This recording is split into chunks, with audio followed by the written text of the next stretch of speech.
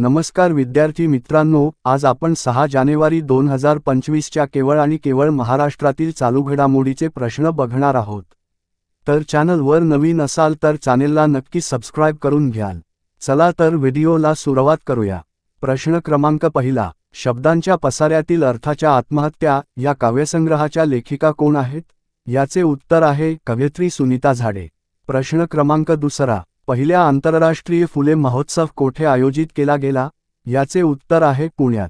प्रश्न क्रमांक तिसरा, 23वा पुणे आंतरराष्ट्रीय चित्रपट महोत्सवाची संकल्पना काय आहे? याचे उत्तर आहे शोमॅन राजकपूर यांची 100वी जयंती ही यंदाची संकल्पना आहे। प्रश्न क्रमांक चौथा, महाराष्ट्र पोलीस दलाचा वर्धापन दिन कधी असतो?